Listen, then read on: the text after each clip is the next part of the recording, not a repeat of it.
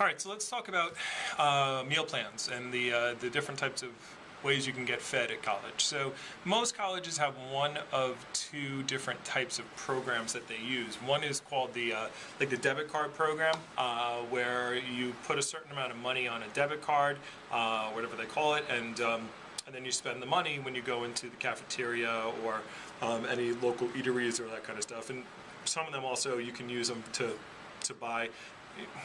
Not usually books, but like you could buy things at the the student center and all that kind of stuff. You usually can use your debit card like that. And so so what will happen is it will show up either as a charge on your bill, on your tuition bill, that if parents are paying for it, or if you're paying yourself, you'll just see that there's a certain amount that you could pay each month that goes on to your, or that you pay at the beginning of the semester and it goes on your card, and that's just what you get. Or you can recharge it, every, so often, or something along those lines. So, I will tell you that most people, end up.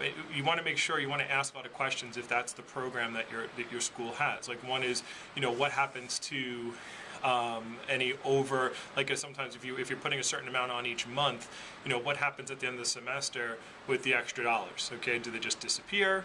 Because some schools do that. Okay, if you have any overcharge, if you have any money left on it, that just goes away. If you graduate, the money just goes away.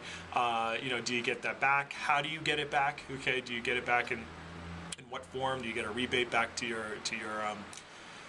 off your tuition or something along those lines? So you got to find out from your school what happens to unused debit card dollars as far as money goes, and also is it an automatic thing that put on, or do you have to go and put it on yourself? Okay, and so for example, like they might not take cash at the cafeteria at your school. You only can use their debit card or whatever it is that they use, and so you want to make sure that you have enough money so you can go and buy things at the cafeteria, but also that you're not putting so much money on there that you can't use. You just have money for other things, to use outside of campus or off campus, or for books or those types of things. So you have to be careful with that program. You just got to try to figure it out. Very challenging when you're a freshman your first year, because you don't really know how much money you need on the card. So the best thing to do is to ask other students. Ask a sophomore, ask other students, ask people who've been to the college. You might want to ask the guidance person or the admissions person, like, what's the amount of money we should put on the debit card?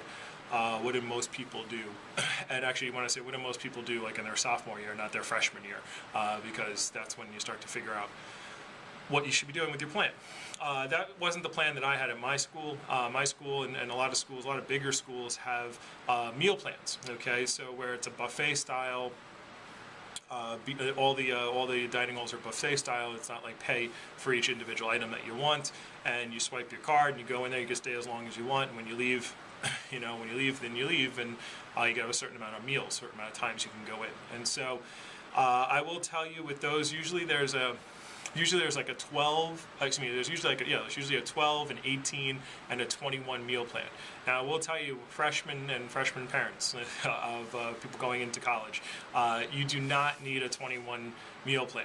I know we're afraid, I know my parents were. They were like, we'll just buy, whatever you need. We want to make sure that you're fed well, okay, and that you're going to get 3 square meals a day. And no student goes to the dining hall 3 times a day, every single day. It just doesn't happen. So a lot of times they'll college students sleep in sometimes, especially when they're at their freshman year. If they're taking a couple classes in the morning, they're not going to go for breakfast, and they're going to go after class. If they have an 8 o'clock class that ends at 10, they'll probably just go straight to class. They're not going to go beforehand, and then they'll go and eat something afterwards. Or if most of the students of their second semester, they usually move their classes into the middle of the day so they can sleep, and they don't go to breakfast beforehand. And if they do, well, then in the middle of the day, they're not going to use that meal plan because they're at class. And so I've never seen someone who actually needed a 21 meal plan, or had a student who said, darn it, I wish I had the 21 meal plan. So it really is just a waste of money, because with those extra meals, if you take a 21 meal plan and you're only eating, you're only going to the dining hall, 15 times a week, well, guess what happens to all the money? You just pay for the meals and that's it. So you pay for the plan. So so an 18 plan is okay. A 15 plan is even better. A lot of times you can, again, there's other places to eat on campus too. So a lot of times they'll go other places to eat, not just the dining hall. So just be careful, and you really don't need a max meal plan. Your sons and daughters and you, if you're a student, will have enough food. Trust me. So those are usually the two types of meal plans, and just be careful that you're not wasting money for things that you don't really need.